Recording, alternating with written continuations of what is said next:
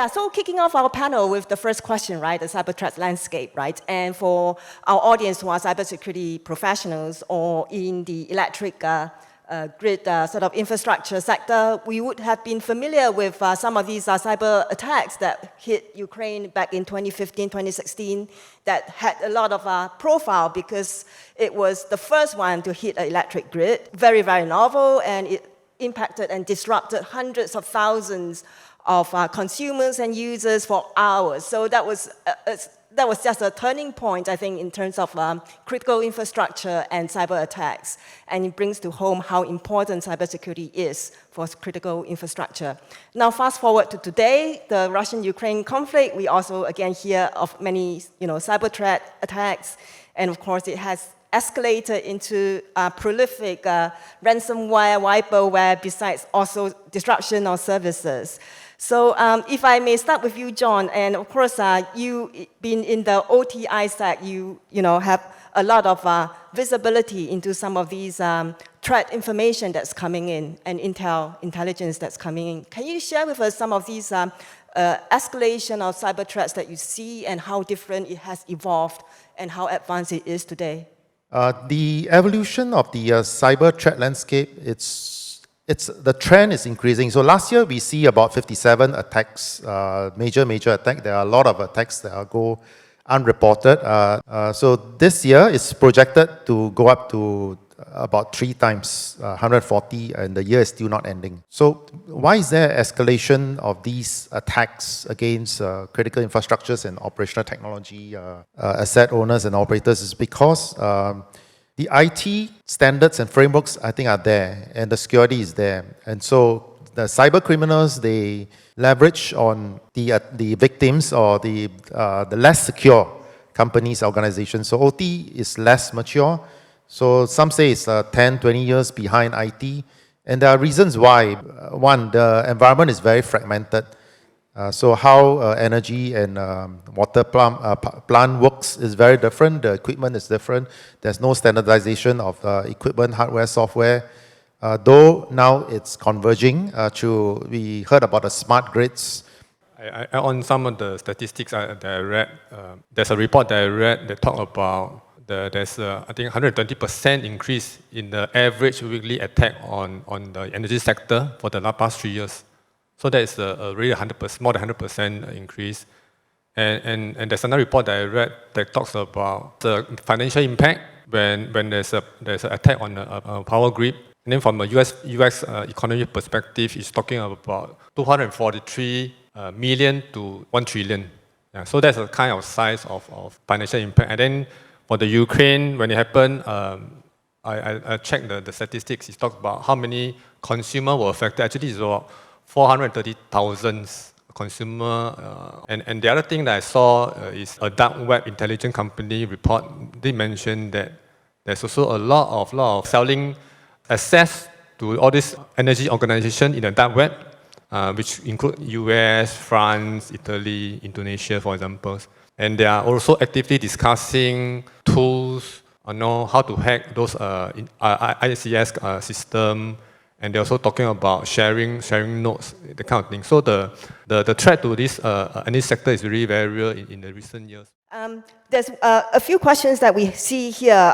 Can you share some real-world experience of how an electrical power grid was attacked and what were the lessons learned? I think we touched very briefly on that with the Ukraine attacks, and some of the lessons learned, I believe, immediately after that, they sort of realized how important it is to have a manual backup or contingency solution, right? I think that was the lesson that was learned by the Ukraine power operators. But I don't know whether you have anything further to share. From my perspective, I think we talk about the standard PDRR, prevent, detect, response, recovery. I think one of the lessons learned is probably really the cyber resilience.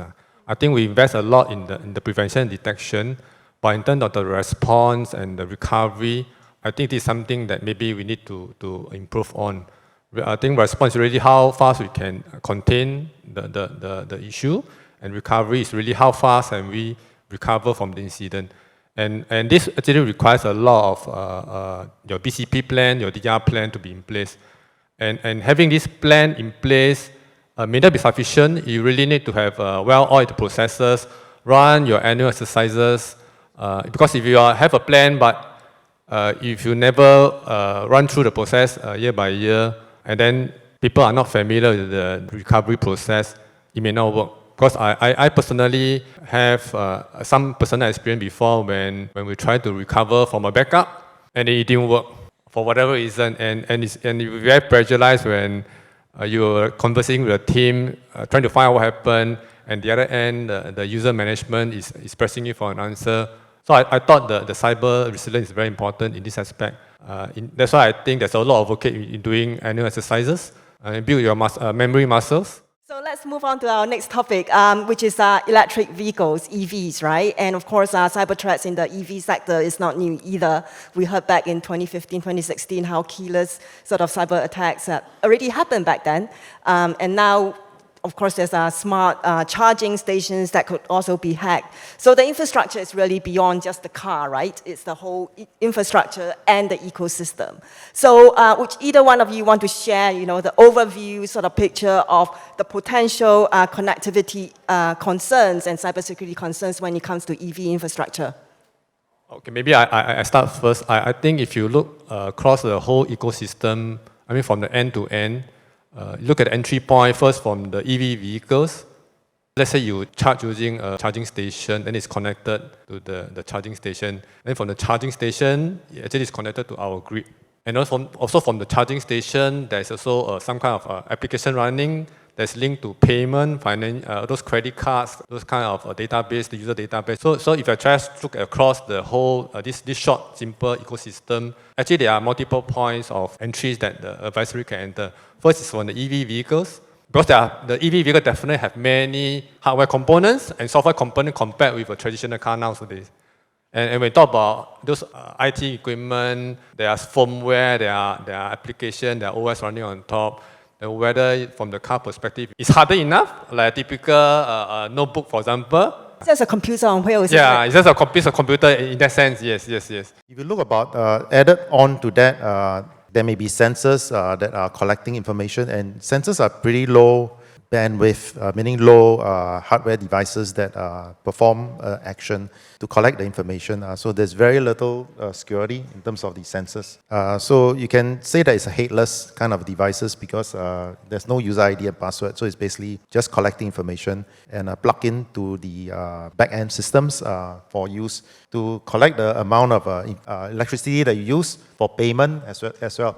So the weakest link is, the link that is most vulnerable can be used as an entry to attack the network. What are some of the unique challenges, right, when it comes to critical infrastructure, specifically in smart grid, to implement, the zero trust? I think that is a question of great interest to many people. Actually, I sort of mentioned just now that actually zero trust is not a single product kind of solution that you can buy and then say, oh, I've implemented zero trust in my whole environment. Actually, it's really a combination of capability, technology, and solution from many players. And also, like what I mentioned, is also the mindset of the people. Have this mindset that whatever we implement or roll out, zero trust mindset, that we cannot trust just anybody who try to access our data or any equipment that's trying to connect to our network environment. So it's not just the product, it's also the people. So the people's mindset is very important. Yeah, there was one example where I spoke to a consultant. The issue was the insider threats, right? Meaning that the consultants that work for companies, they have to be given access, and you trust them, you bring them in, but you still need to have a measure of monitoring and control to see whether are they doing what they are supposed to do instead of doing other things. So the zero trust apply to people.